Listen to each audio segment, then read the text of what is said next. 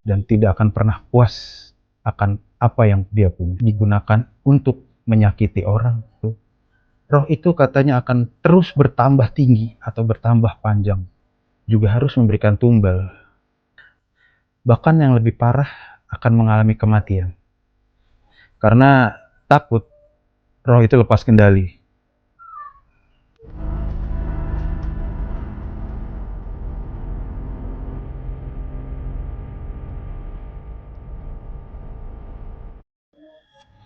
Halo, Sobat Gentayangan.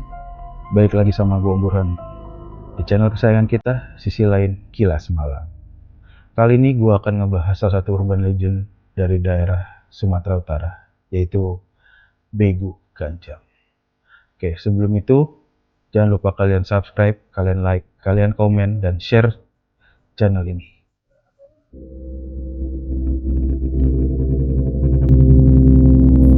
Oke, jadi sebelum gue memulai cerita tentang Begu Ganjang ini, gue bakal ngasih tahu ke kalian semua, apa sih arti dari Begu Ganjang itu sendiri. Begu Ganjang yang terdiri dari dua kalimat begu dan ganjang.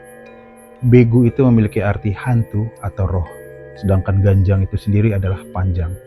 Jadi Begu Ganjang itu adalah hantu yang memiliki bentuk panjang atau tinggi. Pada awalnya, Begu Ganjang ini sendiri memang dipelihara oleh masyarakat-masyarakat sekitar daerah Sumatera Utara untuk menjaga perkebunan mereka. Yang mana katanya perkebunan mereka itu tidak cukup dijaga oleh manusia ataupun binatang lain. Namun, seiring berjalannya waktu, Begu Ganjang ini sendiri sering dipersalahgunakan oleh manusia-manusia yang tamak, yang rakus, dan tidak akan pernah puas akan apa yang dia punya, yaitu digunakan untuk menyakiti orang, untuk menyantet orang, dan hal-hal kejahatan lainnya. Sampai sekarang, nama Begu Ganjang itu sendiri masih disebut-sebut atau masih digadang-gadang sebagai pesugihan. Konon katanya, di tengah-tengah masyarakat yang tiba-tiba memiliki kekayaan yang mendadak, yang tiba-tiba kaya,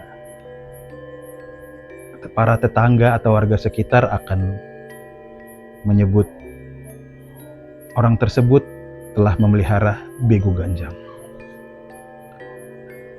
Dan masyarakat sekitar percaya roh ini juga bisa mencelakai orang-orang di sekitarnya, khususnya bagi para pesaing-pesaing buat mereka yang memiliki usaha ataupun memiliki perkebunan yang cukup luas. Dan warga yakin para pesaing-pesaing pengusaha itu berguguran dikarenakan atau disebabkan oleh Begu Ganjang itu sendiri.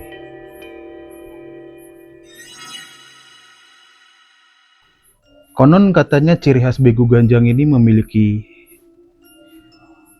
tubuh yang sangat tinggi, mungkin hampir setinggi pohon kelapa.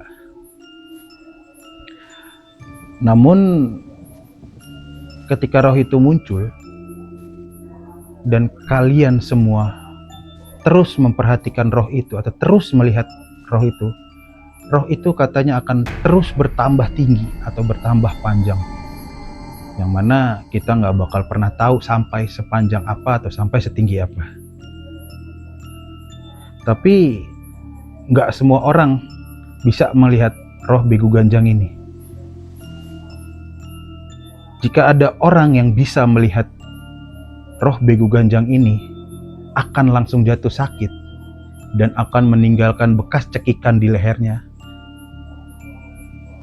Konon ritual pemanggilan Begu Ganjang dilakukan oleh dukun atau paranormal yang memiliki kelebihan-kelebihan.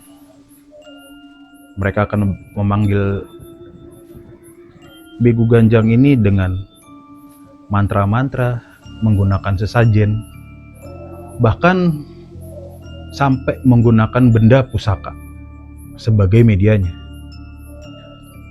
Di daerah Siantar Utara ditemukan benda-benda ritual seperti boneka ditusuk paku, mantra dalam bahasa Batak, bahasa Jawa, atau bahasa Arab. Pemelihara roh Begu Ganjang ini juga harus memberikan tumbal.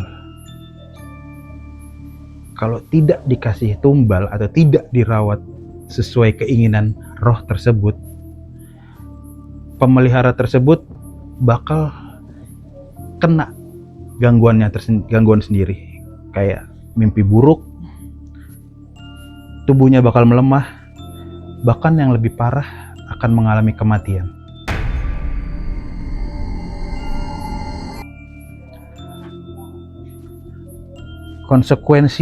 Meskipun konsekuensinya seperti ini, masih banyak orang-orang yang menggunakan jasa Begu Ganjang kembali lagi untuk menyingkirkan para saingannya. Kalau Begu Ganjang hadir, suasana mendadak dingin. Bulu kuduk pun merinding. Ada saksi yang bilang sosok itu bisa muncul di pojok rumah atau pinggir ladang. Kalau sudah menampakkan wujudnya, lagi-lagi korban bakal jatuh sakit, dan lebih parahnya bisa menyebabkan kematian. Ada beberapa laporan turun-temurun tentang kejadian aneh di Sumatera Utara. Seperti orang meninggal mendadak tanpa ada sakit panjang, sementara dokter pun nggak menemukan penyebabnya. Fenomena ini membuat masyarakat trauma, takut ngelewatin tempat-tempat sepi di malam hari, dan saking kuatnya kepercayaan ini, orang-orang sekitar yang memelihara Begu Ganjang sampai dihakimi massa karena takut roh itu lepas kendali. Cerita Begu Ganjang diwariskan turun-temurun. Misalnya, pedagang yang tiba-tiba sukses besar sering dituduh memelihara roh ini. Atau ada juga keluarga yang hancur karena roh ini lepas kendali. Jika sudah seperti ini, biasanya diperlukan ritual pembersihan, seperti pembacaan mantra dan juga pemanggilan dukun, agar roh-roh ini pergi. Begu Ganjang kadang dijadikan kambing hitam untuk menyelesaikan konflik atau menuduh orang yang mendadak kaya. Dan tradisi lisan tetap hidup di zaman modern ini. Hal ini meninggalkan banyak dampak psikologis, trauma, takut tempat sunyi, dan keyakinan yang mempengaruhi cara hidup masyarakat Batak Toba. Begu Ganjang, legenda dari tanah Batak, hidup dalam cerita rakyat dan keyakinan masyarakat. Entah benar ada atau hanya simbol ketakutan manusia pada hal yang tak bisa dijelaskan. Tapi coba lo pikir, kalau malam-malam lo berdiri sendirian di halaman dan lo merasa ada sosok tinggi menjulang di belakang, apa lo berani nengok?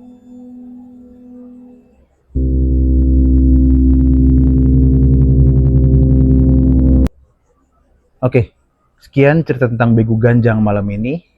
Buat kalian yang punya cerita tentang urban legend daerah kalian, boleh kirim ke kita melalui email di kilasmalam.official@gmail.com. Jangan lupa subscribe, like, komen, dan share juga channel kita ini. Kita juga ada sosial media di Instagram dan TikTok, kilasmalam.official. Gua Om Burhan, ingat, jangan berdiri sendirian terlalu lama. Siapa tahu Begu Ganjang sedang memperhatikanmu.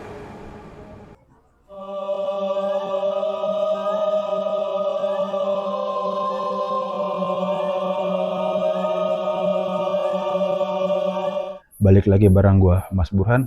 Mas Burhan. Mas bukan gitu. Iya, sorry. Jangan lupa kalian subscribe terlalu mana. Tapi tuh diri belakangan.